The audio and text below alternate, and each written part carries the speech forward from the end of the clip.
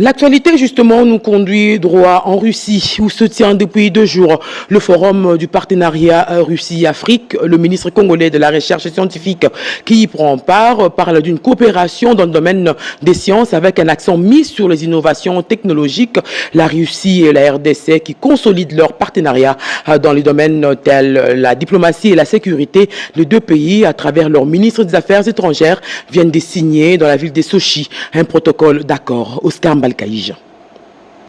Sochi, ville balnéaire russe, témoin d'un nouveau partenariat entre la Russie et la République démocratique du Congo dans les domaines de la diplomatie, l'éducation, la recherche scientifique et technologique, ainsi que la défense.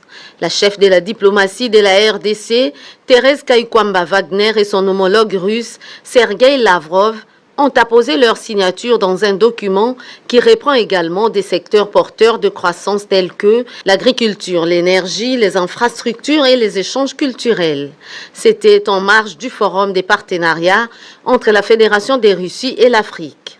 La République démocratique du Congo apprécie hautement notre coopération continue, y compris dans les instances internationales, dont le Conseil de sécurité. Votre pays joue un rôle très important pour la situation particulièrement préoccupante dans l'Est de la République démocratique du Congo, et nous sommes reconnaissants pour l'appui sans faille de la Russie sur lequel nous comptons toujours.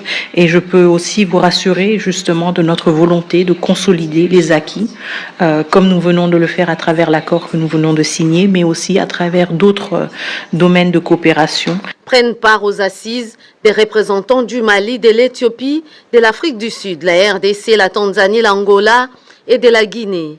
Les ministres Gilbert Kabanda Kourenga de la recherche scientifique et innovation technologique et de la partie. C'est un résultat, un forum prometteur. J'imagine que la Russie, qui est quand même un leader dans le domaine de la science et de la technologie, a beaucoup de choses à nous apporter, à nous les Africains. Ces cadres avaient été mis en place en 2019 pour permettre aux deux parties d'avoir des conversations structurées et structurantes sur leur coopération. La ministre d'État, ministre des Affaires étrangères, a rappelé les caractères singuliers de l'année 2025 qui va marquer le 65e anniversaire de l'indépendance de la RDC, en même temps le 65e anniversaire des relations bilatérales entre les deux États.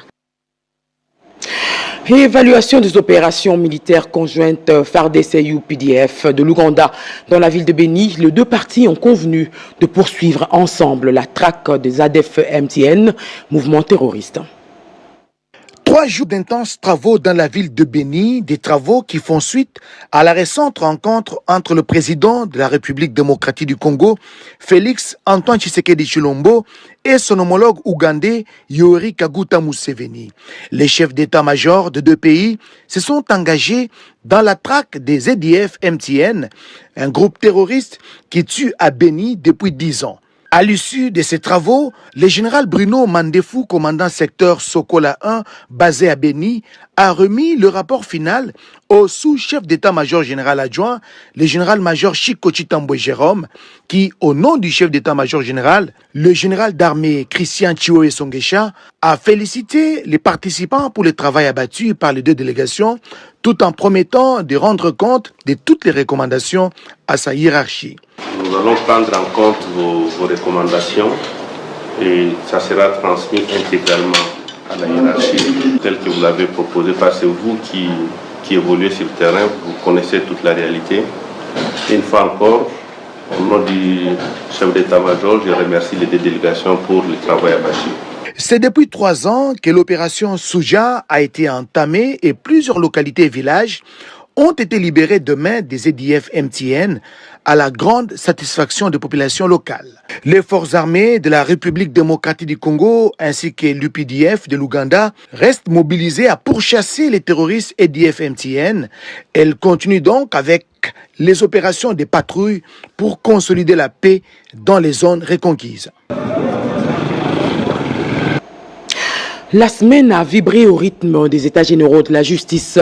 Une véritable autopsie de ce secteur. 7 Congolais sur 10 se disent insatisfaits de la manière dont la justice congolaise est administrée et attendent des changements qui découleront des retombées de ces assises Eurydice Kitutu. Joséphine Liondoya-Ele ont promené notre micro. La justice congolaise sera guérie de gré ou de force. Un traitement de choc sera administré à la justice, même si cela doit faire mal. Tel est le souhait du ministre de la Justice et garde de Sceaux, Constant Moutamba, en organisant les États généraux de la justice. Il est temps de guérir le secteur de la justice des maux dont il souffre afin que la machine repart avec une justice en bonne santé. La population congolaise qui suit de près les travaux des États généraux de la justice exprime ici ses attentes. Franchement, c'est une très bonne chose que personnellement j'appuie, qu'il y ait des réformes dans ces domaines.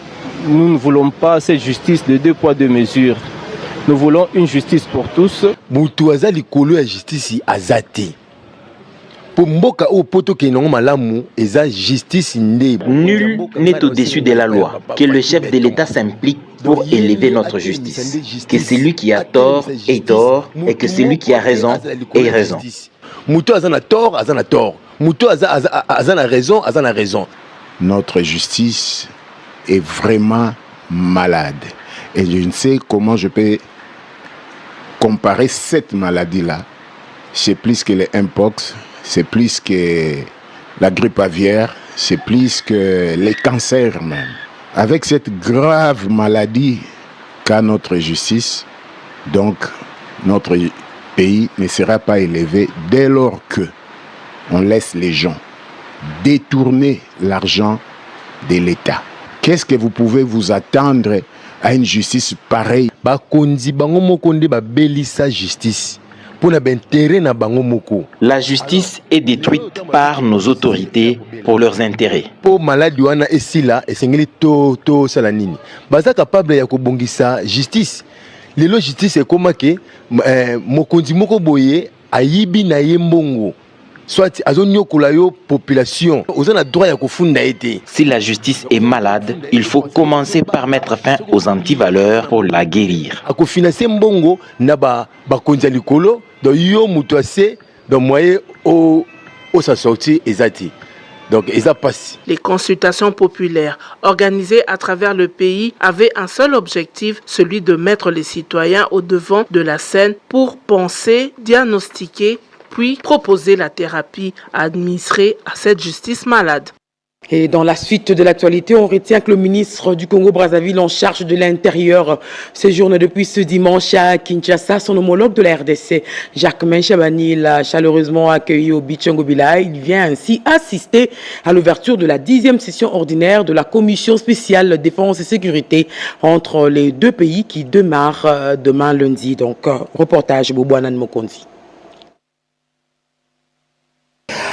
Accueilli cet après-midi au Bichangobila par le vice-premier ministre au ministre de l'Intérieur et Sécurité, Jacquemain Chabani, le ministre de l'Intérieur congolais, Zéphirin Mboulou, est arrivé à Kinshasa pour participer à la 10e session ordinaire de la Commission spéciale défense et sécurité entre la République démocratique du Congo et la République du Congo. Cette session ouvre déjà ses portes le lundi 11 avant l'ouverture de ses assises. Les 2 chefs d'experts de ces 2 pays vont se rencontrer pour harmoniser les angles afin de parvenir au bon déroulement de ces travaux qui a pour but d'évaluer et d'adopter les projets d'ordre du jour de cette 10e session. Ces assises s'inscrivent dans le cadre d'assainissement et entretenir les relations de bon voisinage entre les 2 pays. Et puis un partage d'expérience entre les délégations d'experts congolais des infrastructures de Kinshasa et Brazzaville sur la concession long terme comme solution pour la gestion pérenne des corridors routiers. Un atelier de 2 jours tenu en République du Congo. Erudis Kitutu. Cette clôture a été marquée par des échanges entre les participants à ces travaux qui ont réuni plusieurs délégations de pays africains, dont notamment des ministres, ambassadeurs et des directeurs généraux des structures du secteur des infrastructures.